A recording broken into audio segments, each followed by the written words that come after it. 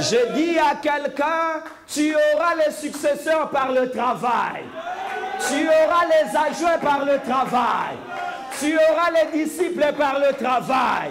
Tout ce que tu veux avoir, poussez, poussez. Quand on te critiquera, pousse. Quand on te découragera, pousse. Quand les choses deviendront dures, pousse. Quand les gens ne croiront pas en toi.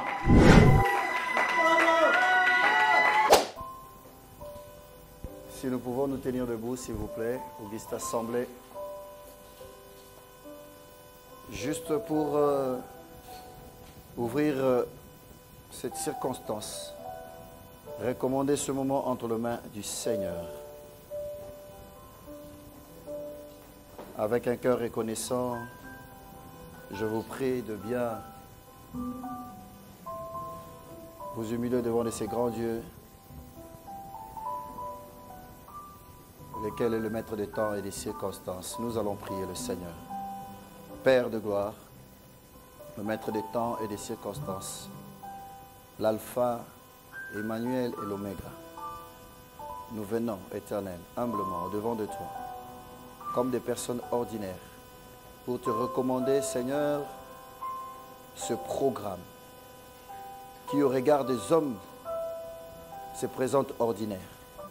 Père, remplis, Éternel, cette salle de ta présence, afin que de cet instant, Père, où nous voulons, Éternel, Papa, commencer,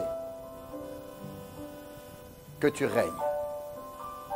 Au début, au milieu, jusqu'à la fin de ce programme. À toi, Éternel, Papa, je recommande tout le temps et toutes les personnes que tu as appelées, Éternel, à ta rencontre. Dans le nom puissant de notre Seigneur et Sauveur Jésus-Christ ressuscité. Que ta volonté soit faite au nom de Jésus-Christ. Amen. À vos titres et qualités, je vous dis shalom. Shalom. Vu le temps, je m'en vais directement vous présenter l'orateur de ces jours, le docteur Parfait Bopé. C'est le pasteur de la communauté, de l'Assemblée, de la mission de libération et d'intégration au sacerdoce, Milice Shalom, en cycle, basé à Kinshasa, avec plusieurs assemblées, dont 2 en France, le Saint Shalom Chartres, conduite par les pasteurs Paul Moina, le centre de vie Eliezer à Saint-Denis, que je suis responsable, moi, votre servante, la prophétesse Joël. Le docteur Parfait est directeur de l'école bibliste Boanerges, qui totalise à ce jour 25 ans avec 22 ans de promotion. Il est également auteur de plusieurs livres, dont Le pleur et les rires dans la vie et le ministère. Et le diable s'éleva pour m'aider. L'évangile au temps du soir, ainsi que le recueil de la première Pentecôte de la sagesse. Prédicateur de l'évangile, il existe dans le corps de Christ le ministère du docteur. C'est lui, notre orateur de ces jours, que je vous prie d'accueillir.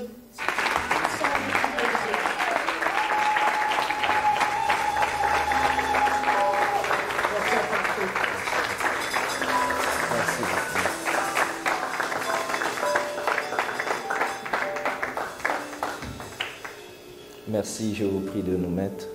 Seigneur, nous te disons merci pour ce moment. Nous venons encore te dédier ces instants. Nous croyons, Éternel, à ta sainte présence au milieu de nous. Daigne bénir chacune de paroles dans notre bouche et que cela édifie encore ton peuple et l'Église réunie en ces lieux.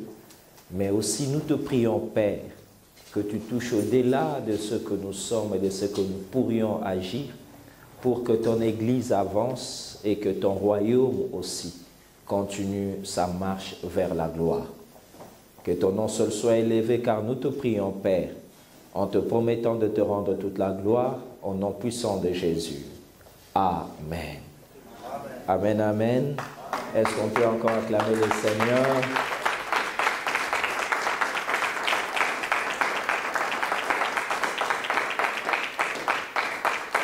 Shalom, shalom.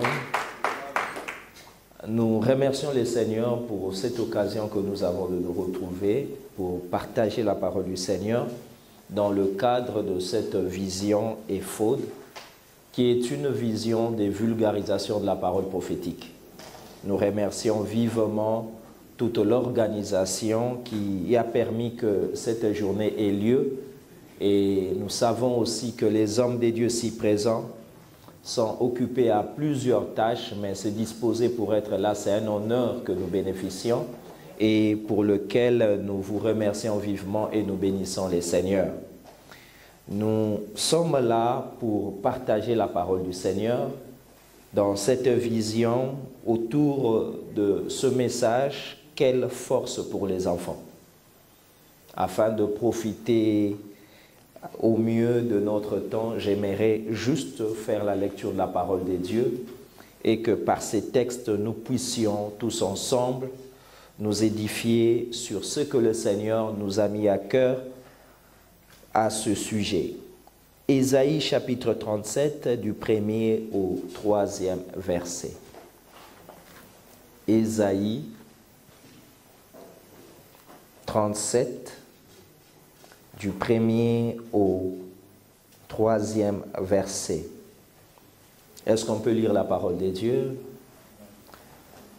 Lorsque le roi Ézéchias eut entendu cela, il déchira ses vêtements, se couvrit d'un sac et alla dans la maison de l'Éternel.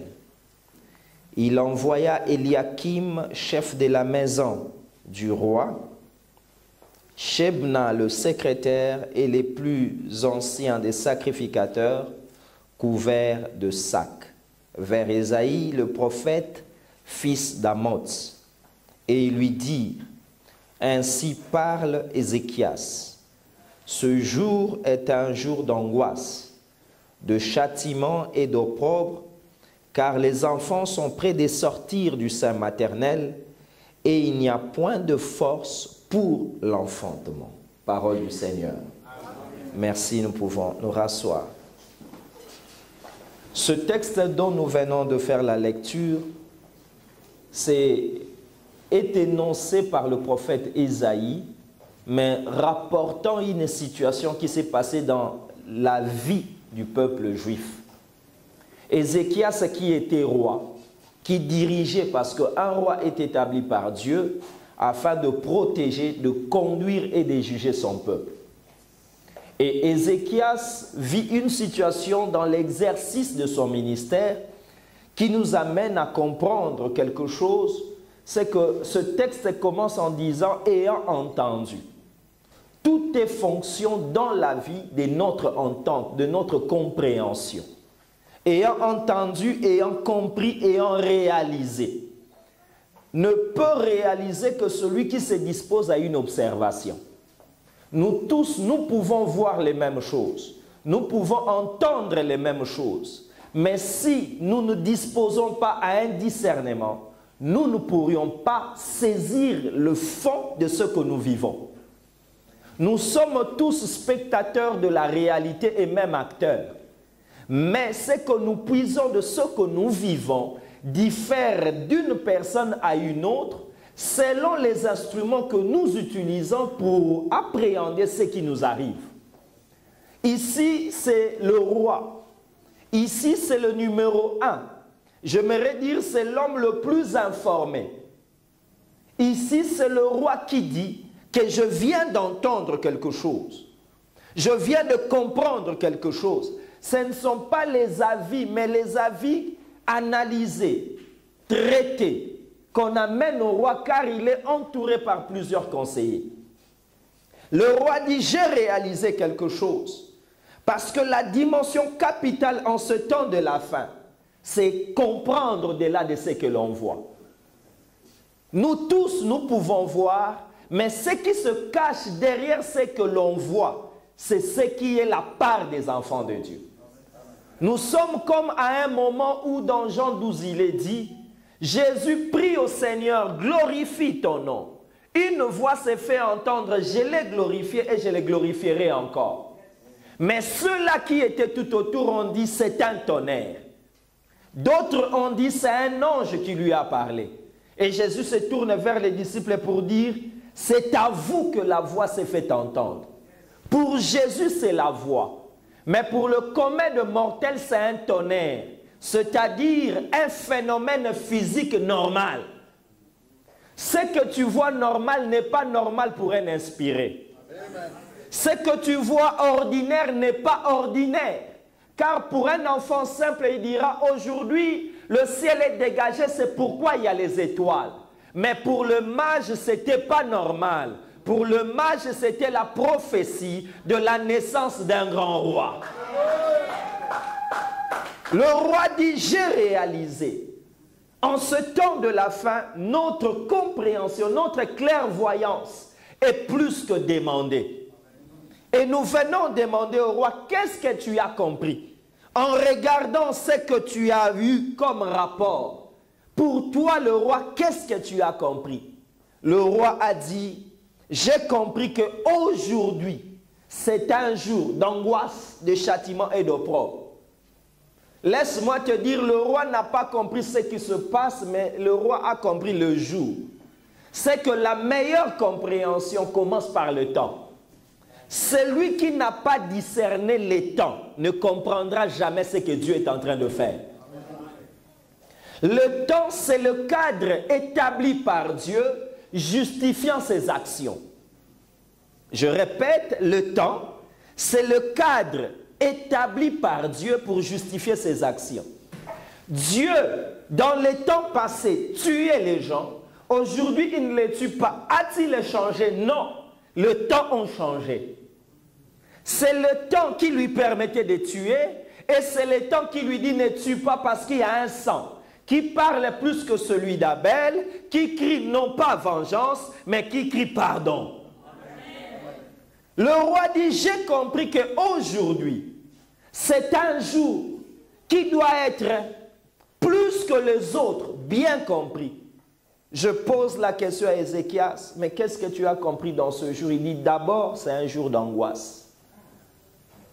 Je suis roi, c'est vrai, je suis béni, oui, je suis élevé, oui, mais quand je regarde l'état de mon église, quand je regarde le pays où je vis, je dis, c'est un temps d'angoisse. Et je peux me dire, ce qui a été dit plusieurs millénaires avant, actuellement c'est la même chose. Le message que je suis venu t'apporter, c'est que ce jour, c'est un moment d'angoisse.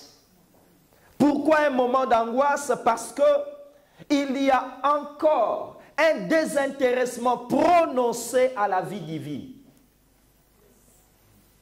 Quelqu'un me dira, mais il y a plusieurs églises. J'ai dit oui, on peut se désintéresser de Dieu même dans le temple. Je répète encore, on peut même aller à l'église chaque dimanche et ne pas trouver intérêt à la divinité. Parce que dans le temple, il n'y a pas que Dieu. Il y a aussi les marchands, il y a aussi les sacerdoces, il y a aussi l'autel. Mais Dieu est dans le lieu très saint. Nous vivons un temps d'angoisse parce que nous constatons que de plus en plus, la vie divine n'est plus là. Nous aimons les cultes, nous aimons les activités, mais nous n'aimons plus la dynamique qui a créé l'Église. La dynamique qui a créé cet engouement, cette dévotion qui a changé les choses. Ce jour est un jour d'angoisse parce que les gens ne s'intéressent plus à la vie divine. Mais ce n'est pas seulement un jour d'angoisse, c'est aussi un jour de châtiment. Qui est châtié et par qui est-il châtié? Je me dis, c'est un jour de châtiment parce que la croissance des autres mouvements spirituels châtie l'Église. Il n'a jamais été pensé par Dieu que l'Église évolue et soit première ex aequo avec les autres. Il a toujours été prévu que quand l'Église monte, que les autres descendent. Et que quand les autres monteraient, l'Église souffrira. Ce que je suis en train de dire, c'est Sarah qui me l'a dit. On ne peut pas accepter 2 fils d'Abraham dans la maison parce que Ismaël persécutera toujours Isaac. Si nous voulons la paix d'Isaac, il faut chasser Ismaël. Si nous voulons que l'Église grandisse, il faudra qu'elle ait de la suprématie sur les autres mouvements. C'est un jour de châtiment parce que la décroissance de l'Église nous rend faibles et nous fait vivre des persécutions à plus d'un titre. Le roi dit non, c'est un jour de châtiment. Nous sommes châtiés par plusieurs mesures. Nous sommes châtiés parce que la loi de la démographie nous dit que nous sommes plus nombreux. Et les politiques n'obéissent qu'à la loi de la majorité. Comment tenir compte de ce que nous sommes alors que nous ne pesons pas? Je pense à une petite réflexion qui a été faite. Cette réflexion, c'est que pendant le confinement, on a commencé à déconfiner progressivement. Mais les églises étaient déconfinées en dernier lieu. Pourquoi? Simplement parce qu'ils étaient placés comme des lieux de loisirs et non des unités de production. Je prie le Seigneur que tu comprennes que nous sommes pendant un moment de châtiment à cause de la croissance des autres mouvements. Le roi Ézéchias a dit c'est un jour d'angoisse parce qu'il n'y a plus d'intérêt. Mais c'est aussi un jour de châtiment parce que les autres mouvements montent et que l'Église est à la traîne. Pas seulement un jour d'angoisse, pas seulement un jour de châtiment, mais aussi un jour d'opprobre. Je me suis posé la question, Seigneur, comment est-ce un jour d'opprobre? Il m'a fait comprendre que l'opprobre, c'est parce que le sacerdoce a été désacralisé. Nous vivons l'opprobre parce que le sacerdoce est désacralisé. En interne comme à l'externe. Nous venons à l'église, mais le regard que l'église a de ceux-là qui travaillent dans le sacerdoce n'est plus le regard qui est dit dans Lévitique. Tu regarderas un sacrificateur comme saint. En interne, l'homme de Dieu n'est plus considéré et à l'externe, il est taxé d'un marchand de rêve. Le sacerdoce a été désacralisé. Et je me dis, avec ces tableaux, ne pensez pas à un futur meilleur, parce que l'Église est là. Ne comprenant pas la valeur du sacerdoce, elle se transforme en Michal. Michal qui était au balcon et qui regardait en bas son mari David en train d'adorer. Et pour Michal, David n'avait pas à faire cela parce que ça les diminuait. Quand l'Église ne saura pas regarder le ministre de Dieu avec dignité, c'est la stérilité qui viendra comme châtiment. Aucun ministère ne peut produire dans un environnement où il n'est pas loué. Amen. Je ne parle pas de considérer, je parle de louer. Quelqu'un peut me dire, tu es en train de blasphémer. Je dis non, la louange est aussi autorisée aux hommes. C'est pourquoi Proverbe dit, la femme qui craint l'Éternel, c'est celle qui sera louée. C'est que même les hommes peuvent être loués. L'Église doit louer le ministère afin que le ministère affecte l'Église à la maternité. Et le roi Ézéchias dit, Ce jour, c'est un jour d'angoisse, de châtiment et d'opprobre. Pourquoi toute cette situation? C'est bien d'établir le tableau de l'Église, de dire ça ne va pas, il faut arranger. C'est bien, mais ce matin, il y a une solution peu ordinaire qu'on ne trouve, qu'on ne parle pas assez. C'est ça le conseil prophétique d'Ézéchias. Il dit le châtiment, l'opprobre et l'angoisse sont là parce que les enfants sont prêts à sortir, mais il n'y a pas de force. Quel rapport, Ézéchias, entre la situation difficile que nous vivons avec la maternité? Comment expliquer que nous vivons des temps difficiles, mais toi, tu es en train de nous dire que les enfants, il faut leur chercher la force afin qu'ils sortent? Je n'arrive pas à comprendre jusqu'au moment où j'ai compris que dans la vie, tous les problèmes que nous avons attestent l'absence d'une certaine race. Je répète, tous les problèmes que nous avons attestent qu'il y a un absent. Quand les Israélites pleurent en Égypte, ça atteste que Jochebed doit enfanter Moïse. Quand le sol est maudit, cela dit qu'il faut un Noé. Car seul Noé apporte le repos à la terre que l'Éternel a maudite. C'est que le problème d'une manière simple de la nature, de l'humanité, c'est que quand nous nous trouvons devant un défi, il faudra qu'une femme enfante la personne qui doit relever les défis. Je pensais qu'il y avait de Noé dans cette salle. Le sol est maudit, mais il faut de nouvelles naissances. Il faut une nouvelle génération. Il faut un autre type de ministère qui viendront compléter sans contredire, mais pour faire avancer l'œuvre. Je me pose la question, Esaïe, pourquoi tu me dis ça? Il dit, c'est la vérité. Quand il y a des Philistins qui nous persécutent, ne cherchez pas à vous défendre. Dites seulement à Manoach de libérer sa femme. Parce que si la femme de Manoach est libérée et qu'elle devient enceinte, il y aura Samson. Et quand il y aura Samson, les Philistins seront détruits.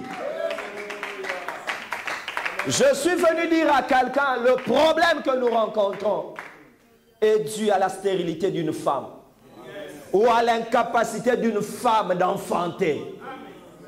C'est pourquoi Esaïe dit, les enfants sont prêts. Quand vous lisez ce texte, dans d'autres versions, vous verrez par exemple Darby dire que les enfants sont prêts jusqu'au méa. Ça veut dire à l'ouverture de la matrice. Mais il manque la force pour accoucher. Les enfants sont prêts, mais nous ne les manifestons pas. Les enfants qui doivent nous compléter, qui doivent nous aider sont prêts. Mais nous ne comprenons pas cela. Quelqu'un me dira, mais Seigneur, pourquoi ça? Je dis, mais c'est ça la vérité. Le péché ne continue pas parce que les hommes sont mauvais. Mais le péché continue parce que Marie n'a pas encore accepté de devenir grosse. Car c'est l'enfant de Marie qui viendra ôter le péché. Les problèmes continueront jusqu'à ce qu'une femme puisse enfanter. Mais à cette femme-là, qui est l'image de l'Église, mais qui est aussi l'image du ministère, nous venons à ce message pour dire il te faut de la force pour enfanter. On ne peut pas accoucher sans force. On ne peut pas manifester une vie si on ne sait pas comment s'y prendre. C'est pourquoi j'ai eu des pensées pour me poser la question, pourquoi il faut accoucher? Parce que premièrement, chaque génération a sa mission. Peu importe la grandeur d'un homme de Dieu, il ne vivra jamais 2 jours. Il vivra dans son jour et il remplira la tâche de ce jour, car Jésus a dit à chaque jour suffit sa peine. Et l'autre jour demandera d'autres ouvriers. Quelqu'un me dit non, mais Dieu prend beaucoup d'ouvriers. J'ai dit attention, la parabole des ouvriers loués à plusieurs temps, c'est dans un même jour, mais à différentes heures. Pas dans 2 jours. Jésus a dit, on prendra les ouvriers de la première heure, pas du premier jour, de la deuxième heure, pas du 3e jour. C'est que tous les ouvriers sont dans un même jour. Après ce jour, il faut d'autres. Chaque génération a sa mission. C'est que la meilleure des choses qu'une génération puisse faire, accomplir sa mission et à la fin, faire tout pour manifester l'autre génération qui complétera sa mission. Pourquoi je le dis? Parce que la deuxième raison, seules les générations futures peuvent garantir le succès du travail actuel. Seules les générations futures peuvent et pourront garantir le succès que tu fais maintenant. Ah oui, c'est pourquoi chaque fois qu'il y avait un enfant qui régnait, on disait que Dieu bénisse ton père qui lui a été donné d'avoir un bon fils. Parce qu'il ne fera pas seulement perpétrer les noms, mais il protégera aussi les sépulcres. La gloire des fils, c'est de protéger les sépulcres de père. C'est ce qui a amené même le ministère et le livre de Néhémie. Dieu n'a jamais oint Néhémie pour bâtir les murailles, mais il a vu le souci de protéger les sépulcres.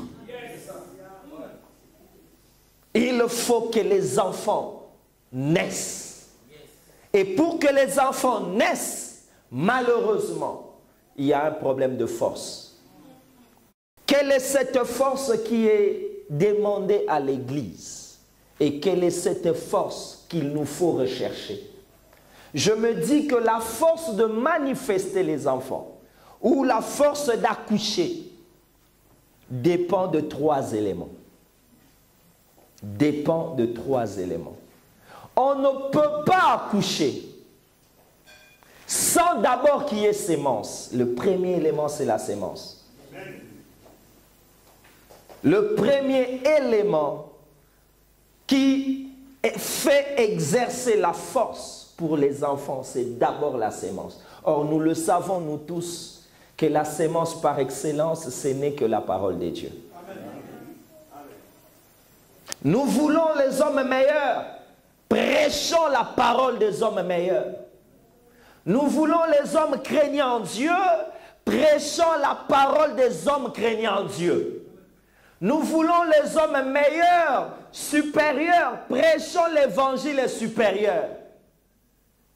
Et quand je pense à cela, Nombre 14 me renseigne d'une situation, le chapitre 13 et 14e.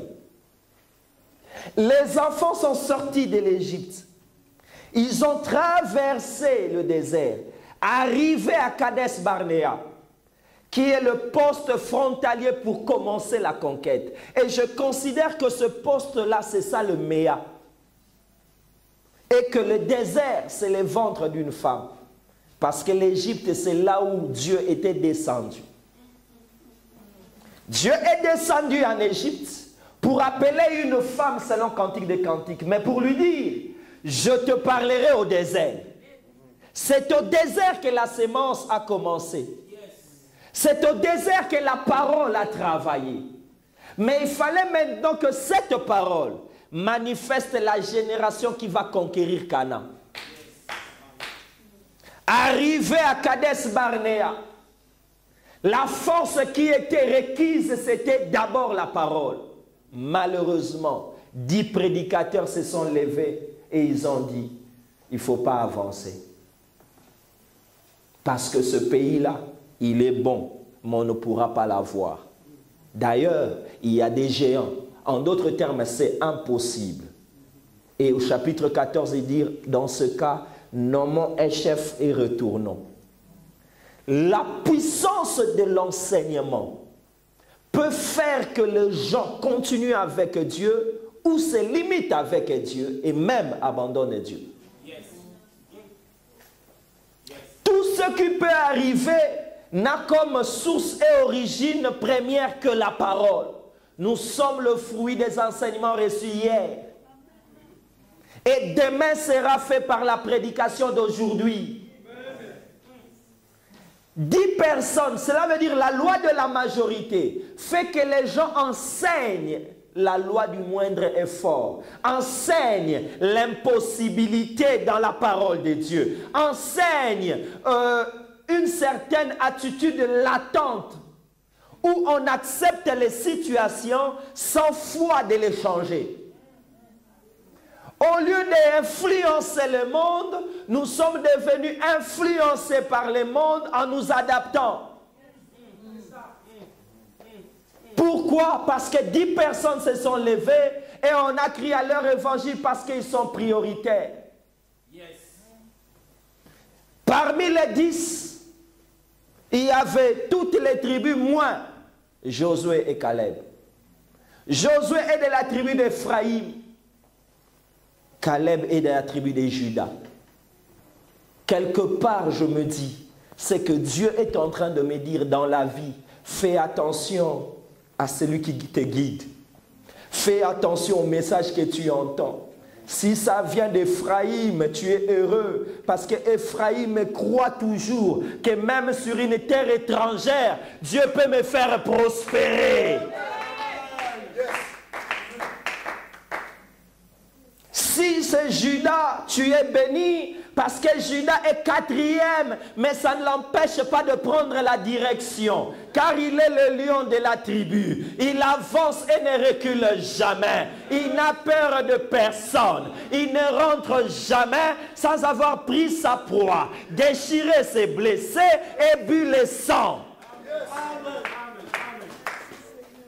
La sémence, c'est la première force pour manifester. Malheureusement, les 10 continuent à parler. Les 10 qui parlent parmi eux, j'aimais épingler Ruben. Il est l'aîné, il a le droit d'aînesse, mais il n'a jamais regardé les choses comme le Père voulait. C'est pourquoi Ruben dira même pendant la conquête, à quoi bon traverser les Jourdains, il faut rester ici. Et il va influencer Gad et la demi-tribu de Manassé. Ruben n'est jamais passé le Jourdain. Ruben représente ces prédications qui te disent, comme tu n'arrives pas à faire ce que Dieu te demande, tu peux au moins chercher une adaptation. Dieu ne demande jamais l'impossible à l'homme. Il ne lui demande que ce qu'il a disposé les circonstances pour le permettre d'accomplir cela. Quand il disait à Jésus, tu seras le roi, Jésus n'a pas fait de campagne. Jésus n'a jamais cherché, même le manteau royal, mais il avait prévu les soldats pour le revêtir de cela. Il n'a pas acheté de couronne, mais les soldats sont allés même avec les épines. La parole sur toi s'accomplira. Même par tes ennemis, ils accompliront la prophétie sur ta vie. Ma Bible me dit que la parole, c'est la sémence. C'est ce qui peut faire manifester les enfants. Sans la sémence, il n'y aura rien. Sans la sémence, rien ne pourra changer. Et les prédications, les enseignements que nous recevons ont tendance plus à décourager les enfants dans le sein maternel que de le motiver à dire sortez. Parce que n'oubliez pas, entre nous, il est mieux préférable d'être dans le sein d'une mère que de sortir, selon moi. Voici les avantages. Dans le sein maternel, il ne fait ni froid ni chaud. La température est réglée par Dieu. Le chauffage gratuit. Dans le sein maternel, tu n'as pas besoin de pleurer pour qu'on te fasse allaiter. Tu manges comme toi tu veux. Cela veut dire, dans le sein maternel, il ne fait ni jour ni nuit. C'est comme si tu vivais l'éternité. Mais ces petits avantages ne sont rien par rapport à la beauté de l'existence. Je dis à quelqu'un, peut-être tu es sous-logé par quelqu'un, mais Dieu t'appelle à l'indépendance. Dieu t'appelle à la liberté. Et tu ne pourras accomplir ta destinée en restant dans les seins maternels. Il faut sortir. Voici la vie consciente par rapport à la sémence que tu porteras. Tu ne prendras pas de vin ni de liqueurs fortes. Tu ne prendras pas de vin ni de liqueurs fortes. Je réfléchis à cela. Oui, aujourd'hui, la science ou la médecine dit « Bon, oui, c'est pas bien l'alcool pour une femme grosse. » Je suis d'accord. Mais je peux avancer dans mon raisonnement pour dire le vin rend la vie joyeuse. Pourquoi interdire à cette femme le vin qui rend la vie joyeuse? Parce qu'il porte la sémence. J'ai compris. Pour produire une certaine génération meilleure, il faut se priver de certains plaisirs. Certains plaisirs sont permis, mais non autorisés à cause de la sémence. À cause de la sémence. La vie consciente par rapport à la sémence me dit non, fais attention. Fais attention. Ne t'adonne pas trop au plaisir, ça peut déranger la sémence que tu as. Sarah a le sein pour avoir le roi. Mais la femme de Manoah, qu'on lui dit, puisque tu as déjà un homme grand, ne prends pas de vin. J'ai dit, ah Seigneur, c'est tout. Il dit, non, fais attention. Même Marie aussi peut compléter l'enseignement. Marie ayant reçu la sémence, on ne lui a pas dit toutes ces choses. Mais il y a quelques détails que j'aimerais épingler. La Bible dit, ayant été pris par Joseph, jusqu'à ce qu'elle ait enfanté, Joseph ne l'a pas connu. J'ai dit, Seigneur, c'est quoi ça? Il est attesté humainement qu'une femme grosse doit avoir encore plus de rapports intimes, ça nourrit et ça le facilite pour l'accouchement. Mais pourquoi cette génération Jésus, Joseph ne touche pas? On dit fais attention. Se coupler avec un homme, c'est une alliance. Il y a certaines alliances qui ne sont pas mauvaises, mais qui peuvent détruire ceux qui viendront après. À cause de ceux qui te regardent, fais attention avec qui tu habites. Fais attention avec qui tu marches. Fais attention avec qui tu collabores. Je suis ta femme, mais ma sémence ne me permet pas d'être avec toi maintenant. Laisse-moi d'abord, jusqu'à ce que la génération sera manifestée. Peut-être le Seigneur permettra.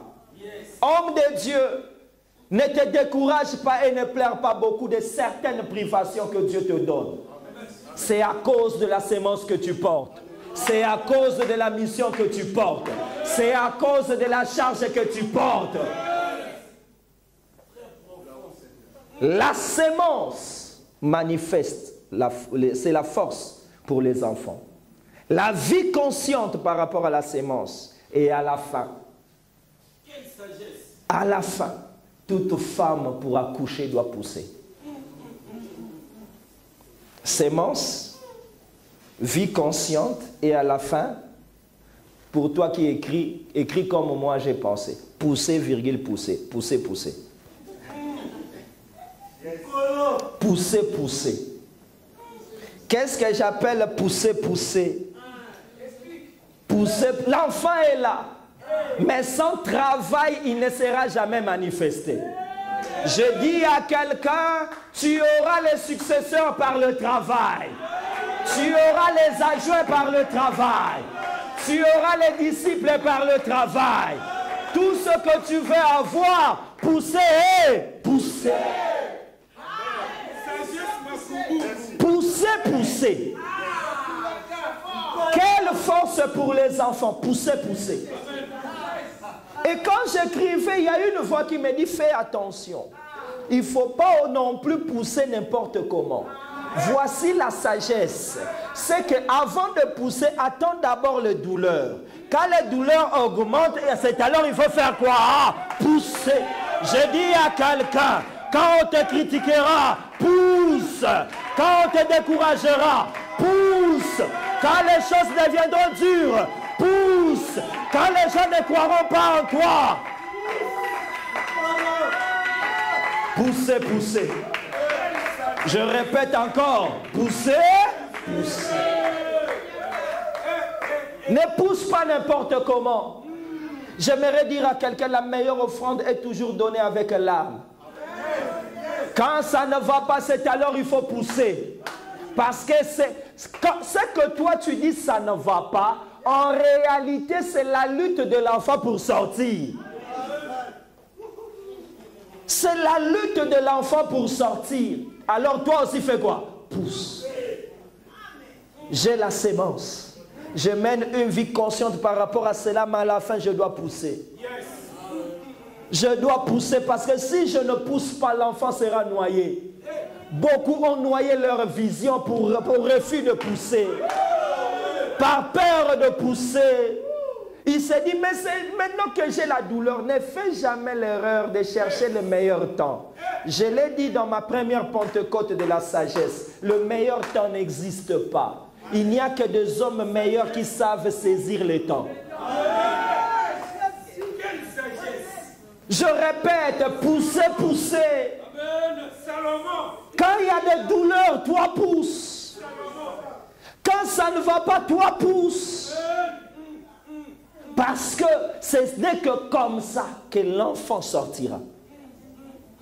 Sans cela, l'enfant ne pourra pas sortir. Voici mon petit message que je vous ai apporté. Quand je l'ai préparé, j'ai fini, Dieu me dit, mais ce ne sont pas que le maire qui sont responsables, il faut aussi parler aux enfants.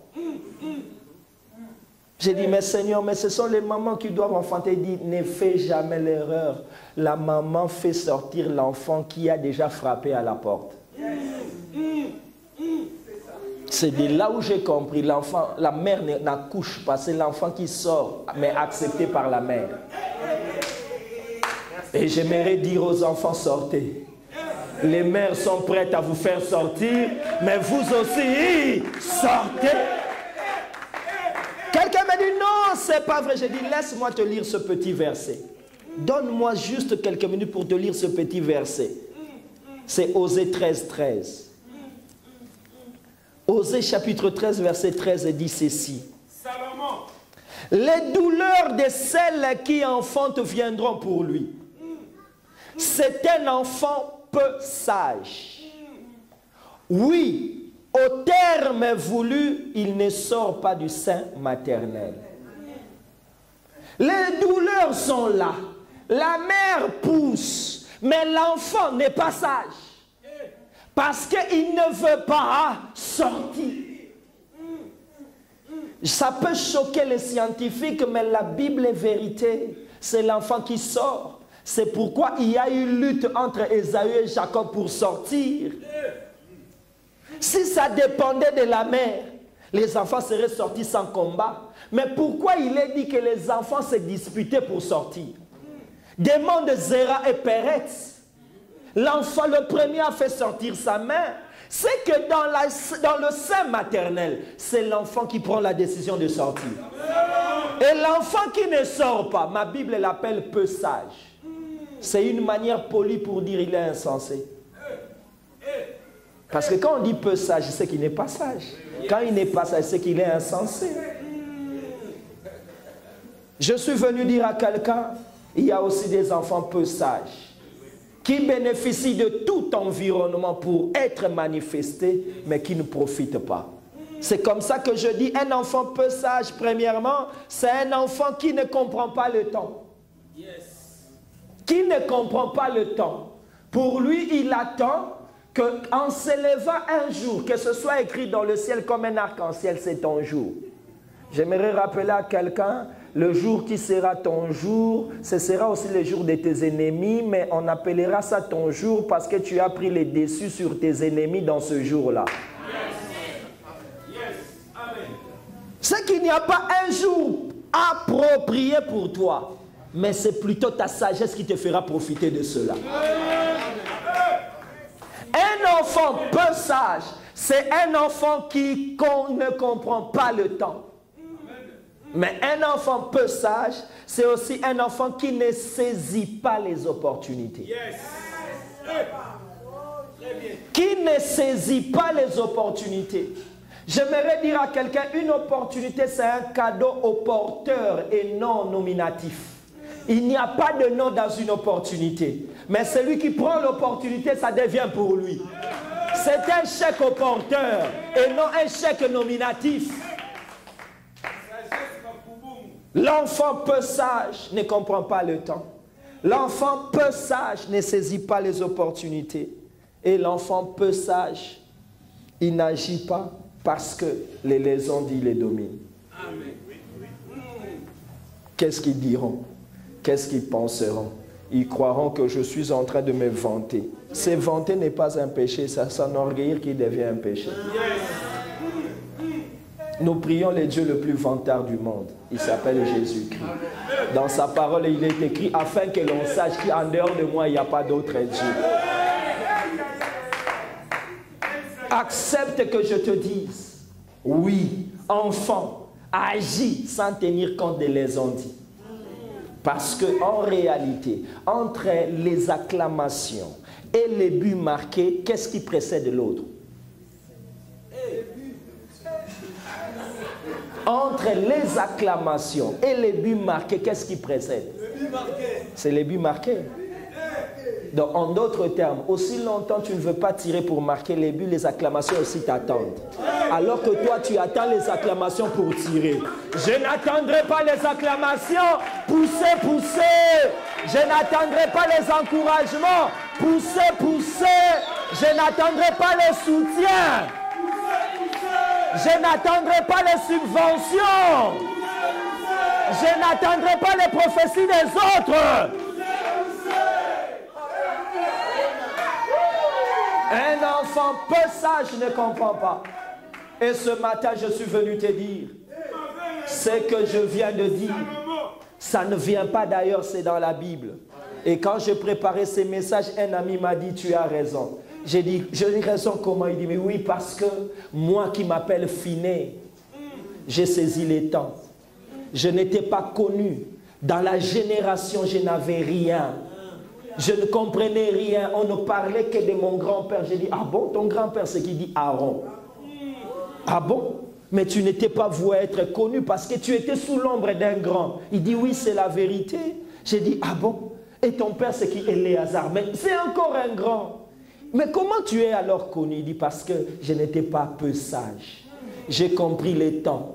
Les temps que j'ai compris, c'est que pendant les plaines de Moab, dans Nombre 25, tout le monde voyait les désordres, mais il ne faisait rien. Moi, j'ai pris mon épée. Je suis allé tuer ces gens-là. Et Dieu m'a dit, tu es un enfant sage. C'est par toi que la génération va commencer. C'est par toi, un autre type d'enfant va commencer. C'est par toi qu'un esprit nouveau va commencer. Je suis venu dire à quelqu'un, une génération. Tu peux te placer comme enfant par ce message, mais tu peux te placer aussi comme mère. Nous tous, tels que nous sommes là, nous sommes mères. Travaillons pour que des hommes naissent de nous. Mais nous sommes aussi enfants. Saisissons le temps pour manifester ce que Dieu attend de nous. Ce jour est un jour d'angoisse où le mouvement remplisse les lieux parisiens. Les églises existent dans le papier et dans les communautés, mais pas dans l'impact dans la cité. C'est un jour de châtiment, car l'église n'a pas de voix, ni dans mon pays, ni ici. L'église ne parle pas. Les gens de l'église parlent, mais l'église elle-même n'a pas de voix. Pourquoi? Parce qu'on dira, qu'est-ce que vous représentez? C'est un jour d'opprobre, parce qu'il devient de foi moins bon, moins sage de se présenter comme un homme de Dieu. à cause du travail encouragé par le diable et facilité par les ignorants chrétiens. Facilité par les ignorants chrétiens. Parce que laisse-moi te dire, en dehors de Jésus, toute personne que tu aimes dans la Bible a eu des défauts et a fait des fautes. Non pas seulement parce qu'il était faible, mais parce qu'il voulait attester qu'il a été sauvé par la grâce. Comment vous voulez maintenant qu'en 2023, seuls les anges soient vos pasteurs? C'est un jour d'opprobre. C'est un jour d'opprobre parce que l'Église elle-même sacrifie ses héros. L'Église elle-même crucifie, flagelle ses ministres, ses meilleurs poulains et ses meilleurs guerriers. Je suis venu dire à quelqu'un, laisse-moi te le rappeler, cette réflexion simple que j'ai faite, c'est dans mon livre « Et le diable se leva ». Laisse-moi te dire qu'aucun péché n'est rapporté dans la Bible parlant de Barthélemy l'apôtre. Aucun péché. Aucun reproche n'est fait à Philippe sur le plan de conduite. Aucun péché. Mais le seul grand pécheur de tous les apôtres, selon moi, à mon avis, c'est Pierre. Parce qu'il a renié Jésus. Il a renié Jésus, pas une fois, plus d'une fois. Il a juré ne pas le connaître. Mais ce Pierre-là, l'Église primitive, ne l'a jamais mis de côté. Je demande pourquoi. La réponse est simple. Sais-tu que si on le suspend, on suspend aussi ses clés, parce que le Seigneur lui a donné les clés.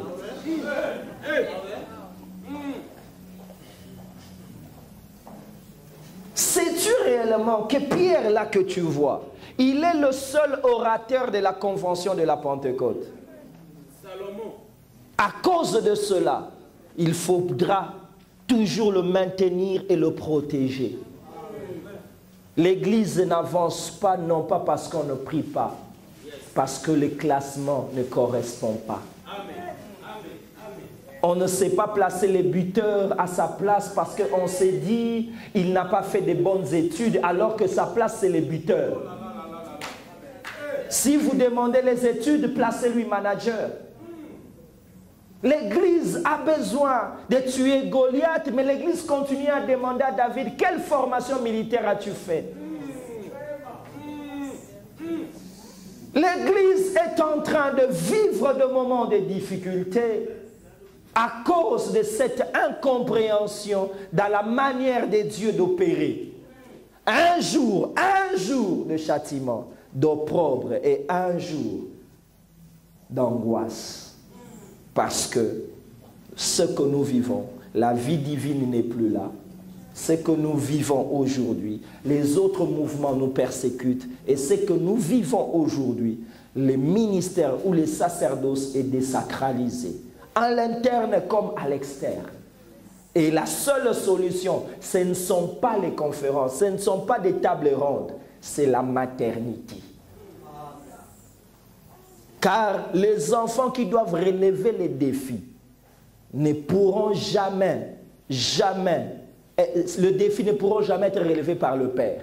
Le père se limitera à avoir un fils. Et le fils fera son travail parce que chaque génération a sa mission. Ce que je dis, c'est simple. Ce que je dis est simple simplement parce que l'histoire d'Israël et de la Bible n'est qu'une histoire de ce message. Abraham a été vu juste devant Dieu. Dieu lui a dit, ce pays t'appartiendra.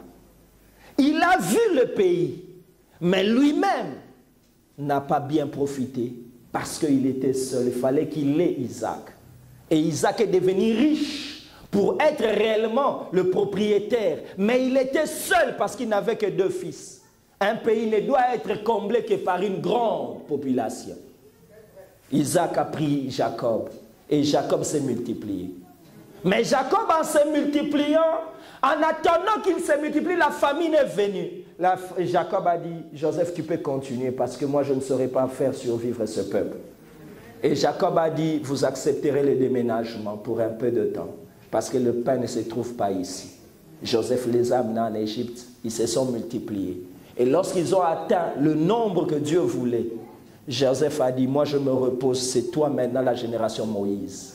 Et Moïse l'a fait sortir. Mais Moïse, en le faisant sortir, pour aller lui-même étant prince, il ne savait pas comment combattre. Il a appelé Josué, il a dit, tu es conquérant, tu peux conquérir alors. Josué va amener le peuple pour entrer. Chaque fois, c'est la force qui est donnée aux enfants qui garantit la pérennité du travail de père. Josué leur donnera le pays. Ils arriveront dans ce pays-là, mais ils se diront, mais on est là, mais il y a des ennemis partout, que faire? C'est comme ça que David se levera, comme l'enfant, pour protéger ce pays. Mais même si on a ce pays, le Dieu qui nous a donné ce pays a besoin d'être adoré. On lui dit, non, non, tu ne peux pas faire deux choses à la fois. Tu appelleras Salomon et lui fera le temple. Salomon a fait le temple. Mais dans ce temple-là, le Dieu-là était invisible. Il fallait que la génération Jean-Baptiste vienne pour montrer ce Dieu-là. Et quand on a vu ce Dieu-là, on l'a compris. Tout le monde voulait l'adorer, il fallait que Pierre l'explique. Mais Pierre, en l'expliquant, il s'est limité aux circoncis. Il fallait la génération Paul pour amener ces dieux-là parmi les nations. Et Paul est complété par toi. Paul est complété par moi. C'est la force pour manifester les enfants. Que Dieu vous bénisse.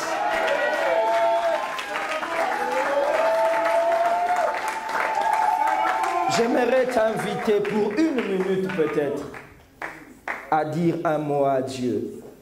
Nous ne pouvons pas écouter ces paroles sans nous disposer à Dieu afin qu'il nous fasse du bien. Juste dire un mot à Dieu. Juste dire un mot à Dieu. Juste un mot à Dieu. Juste un mot à Dieu. Juste un mot à Dieu.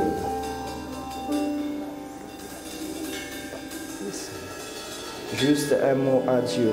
Juste un mot à Dieu. Juste un mot à Dieu.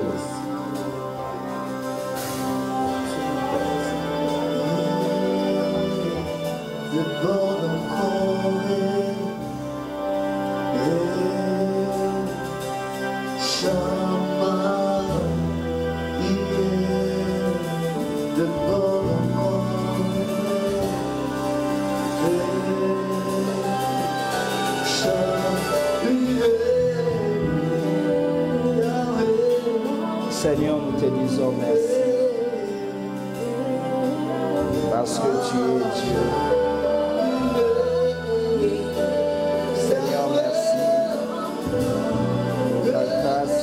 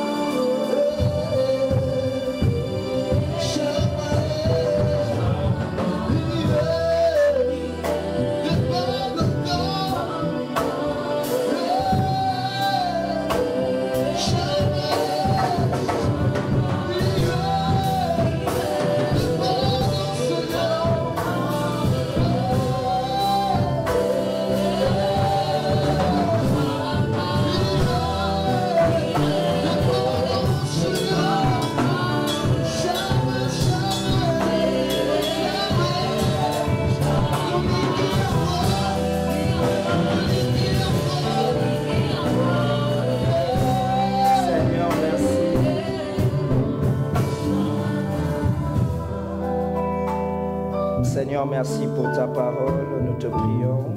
Tire gloire au-delà de tout toi qui es Dieu, ainsi que nous te le demandons avec action de grâce, au nom puissant de Jésus. Amen. Merci, nous pouvons nous rasseoir. Alléluia. Il faut pousser. Il faut pousser. Pousser, pousser. une femme, tu comprends l'importance de pousser. Yes. C'est là que tu vois une valeur, une femme a une valeur. Amen. Mais Dieu vient de révéler quelque chose qui est tellement fort. Je vais vous dire la vérité. Vraiment, papa, je voulais te dire d'abord merci. Les messages qu'il a prêchés, je suis devant le trône de Dieu. Vous savez, à 4 h du matin, le Seigneur me montre ce message. J'étais en train dans le livre de, je sais pas, de Deutéronome. J'étais en train de lire Deutéronome 1. Donc, j'ai médité le message que l'homme de Dieu vient de nous dire. Mais bien aimé, c'est quelque chose que tu dois le prendre pour toi comme tu le vois. Mais ce n'est pas tout le monde qui comprend le langage de Dieu. Quelqu'un me dit Amen. Amen. Est-ce que tu peux me dire Amen? Amen. Bien aimé, ce n'est pas tout le monde. Les temps où nous sommes arrivés, vous savez, beaucoup de gens, nous allons passer à côté. Dieu peut nous envoyer, même comme il a dit, des anges. Oui, on ne peut pas avoir des anges, mais Dieu peut utiliser quelqu'un comme un ange. Amen. Peut-être c'est un ange que Dieu a envoyé pour donner le message aux gens de France. Quelqu'un me dit Amen. Amen. Peut-être c'est un ange. Vous savez, le message, quand tu parlais, c'est le message que moi, personnellement, j'ai ouvert la Bible, j'ai prié, je ne savais pas qu'il voulait prêcher. Depuis qu'il est venu, je ne l'ai pas vu, il est là. Je ne l'ai même pas vu, je ne l'ai même pas appelé, on n'a même pas posé. Mais bien aimé, franchement, la France, est-ce qu'il y a des hommes de Dieu de la France ici là? Est-ce qu'on peut secouer un peu la main? Est-ce que quelqu'un peut secouer sa main comme ça, secouer un peu? Mais bien aimé, nous devons bouger. Ça c'est un message qui vient. Moi j'aime comme ça, on est venu me provoquer. Je vais encore pousser. Tu sors là, tu ne sors pas, moi je vais pousser. Tu n'aimes pas, moi je pousse. Alléluia. C'est-à-dire tout le monde ne sort pas de presse, tout le monde ne sort pas de princesse. Tu dois te qualifier à travers ton niveau. Moi aujourd'hui je me suis qualifié, où est ma place? Quelqu'un qui voit moi me bien aimé, n'a pas peur d'aller affronter ce genre de message. Il doit clamer ce message. Est-ce que ce matin on peut l'avoir clamé ce message?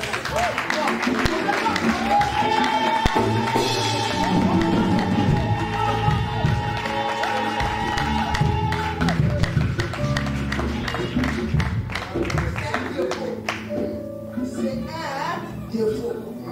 Vous savez, mes bien-aimés, nous venons un peu dans le milieu bizarre. Vous savez, lorsqu'un président rentre dans quelque part, tout le monde se met debout pour un président. Je suis allé dans une conférence, j'étais avec le fils de la famille de Bongo. C'est cette femme qui prêchait. Et lorsqu'elle prêche, personne ne se met debout. Oh, cette femme, elle était ministre. Elle est ministre dans le gouvernement de Bongo. Cette femme s'est mise en colère. Elle a dit, comment pour un homme, quand on dit acclame un homme, les hommes se mettent debout. Mais quand il s'agit de Dieu, il faut qu'on vous force. Bien aimés. Et nous-mêmes, nous sommes des hommes, des femmes de Dieu. Lorsqu'à l'église, on dit acclame, mais quand il s'agit que nous, on doit forcer le peuple de Dieu, ce message d'abord, c'est pour nous les leaders. Amen. Si nous-mêmes les leaders, on n'est pas les modèles, comment veux-tu que les autres puissent apprendre, puissent nous suivre? Moi, je ne veux pas que vous m'acclamez, je ne veux même pas que vous l'acclamez. Je veux que l'acclame celui qui a permis qu'on soit là. Donc, si c'est lui qu'on est là, on va tous se mettre debout, on va acclamer le roi des rois. Alléluia.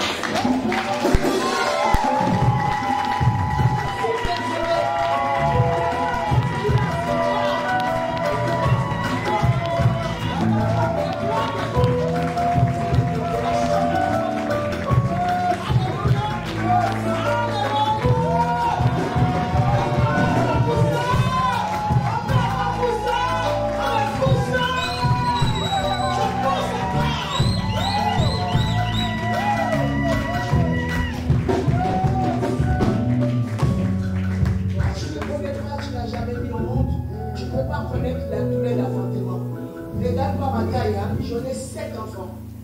7 que je pousse. Alléluia. C'est une fierté. C'est du solide. C'est du solide. Attends ce genre de message. Yes.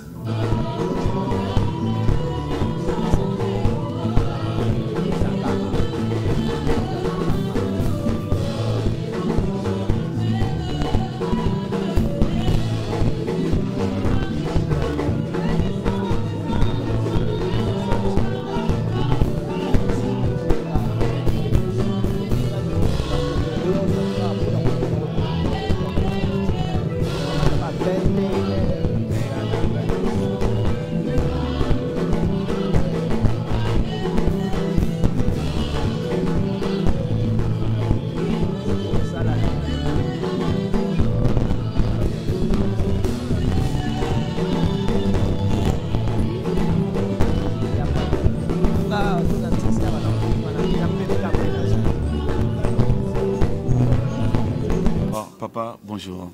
Bonjour papa, je suis le pasteur Paul Moana. Ok.